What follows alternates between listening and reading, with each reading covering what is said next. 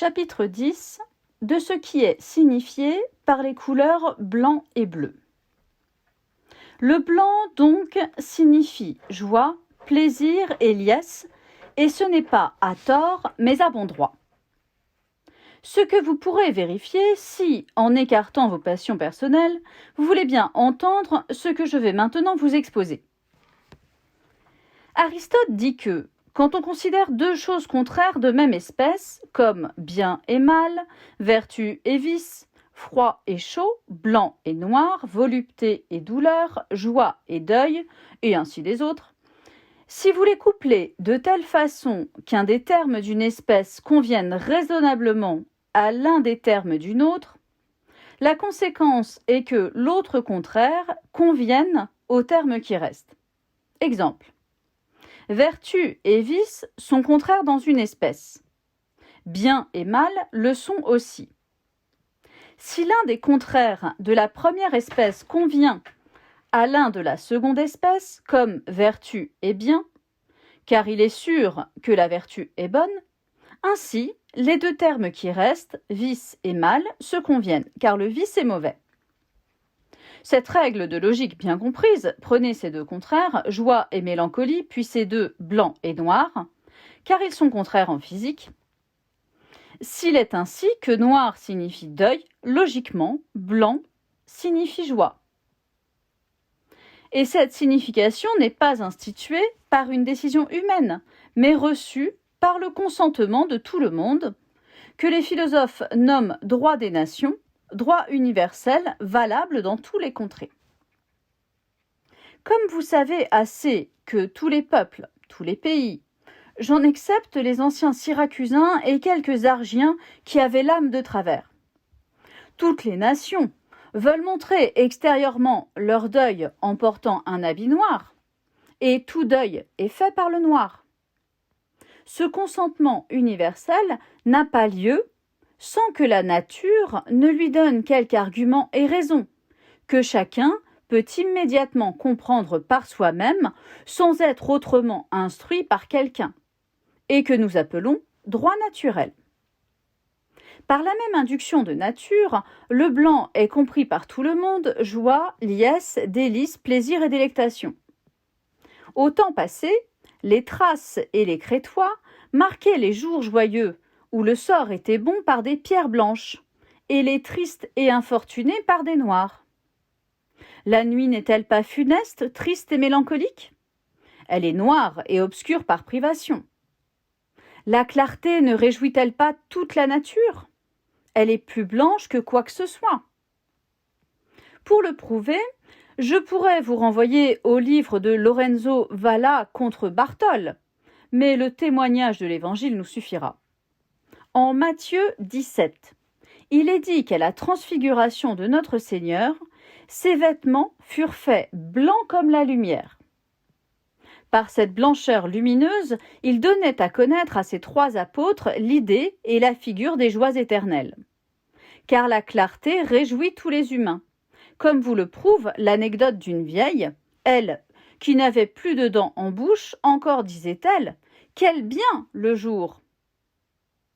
Et Tobie, chapitre 5, qui avait perdu la vue, quand l'ange Raphaël le salua, répondit « Quelle joie pourrais-je avoir, moi qui ne vois pas la lumière du ciel ?» Les anges témoignèrent par cette couleur la joie de tout l'univers à la résurrection du Sauveur et à son ascension.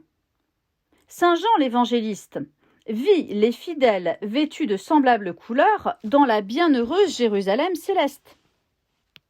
Lisez les histoires antiques, tant grecques que romaines, vous trouverez que la ville d'Albe, premier modèle de Rome, fut construite et nommée par la découverte d'une truie blanche.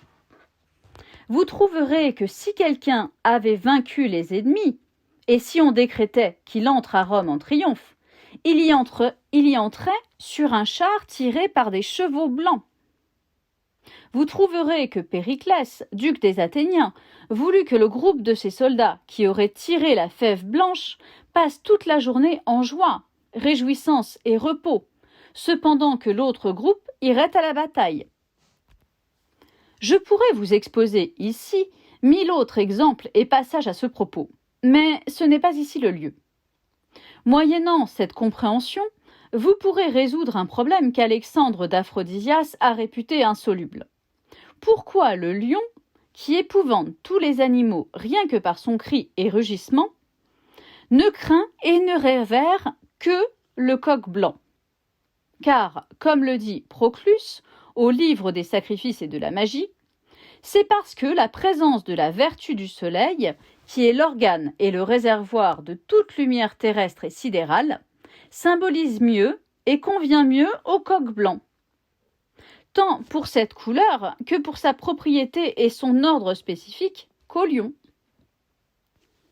Il dit plus que des diables ont été souvent vus en forme léonine, qui ont subitement disparu à la présence d'un coq blanc. C'est la cause pour laquelle les Galli, ce sont les Français ainsi appelés parce que blancs comme le lait que les Grecs nomment Gala, portent volontiers des plumes blanches sur leur bonnet, car par nature ils sont joyeux, candides, gracieux et bien-aimés, et ils ont comme symbole et emblème la fleur la plus blanche de toutes, le lys. Si vous demandez comment la nature nous induit à comprendre joie et liesse par la couleur blanche, je vous réponds que voici l'analogie et la conformité qui sont entre elles.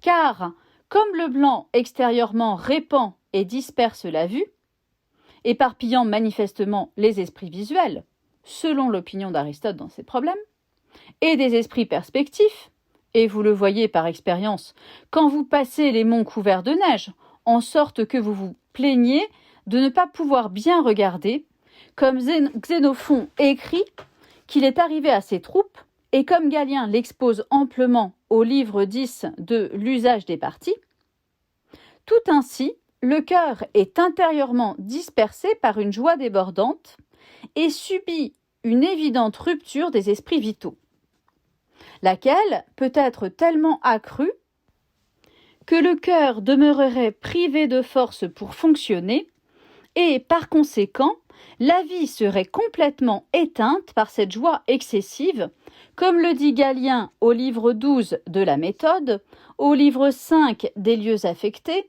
et au livre 2 des causes des symptômes. Et comme c'est advenu au temps passé selon le témoignage de Cicéron, livre 1 des Tusculanes, Verrius, Aristote, Tite-Live, voir la suite de la bataille de Cannes, Pline, livre 7, chapitre 32, et livre 53, et autres à Diagoras de Rhodes, Chilon, Denis, tyran de Sicile, Philippide, Philémon, Polycrate, Philistion, Monsieur Juventus et autres qui moururent de joie. Et comme le dit Avicenne au 2e canon et au livre des forces du cœur, à propos du safran, qui tant réjouit le cœur qu'il le prive de vie si on en prend une dose excessive, à cause d'une résolution et d'une dilatation excessive. Ici, consultez Alexandre d'Aphrodisias, premier livre des problèmes, chapitre 19. Et pour cause. Mais quoi? J'entre plus avant dans cette matière que je ne l'établissais au commencement. Ici donc, je calerai mes voiles, remettant le reste au livre qui fera le tour de la question. Et je dirai en un mot que le bleu signifie de façon certaine le ciel et les choses célestes, par le même symbolisme que le blanc signifiait joie et plaisir.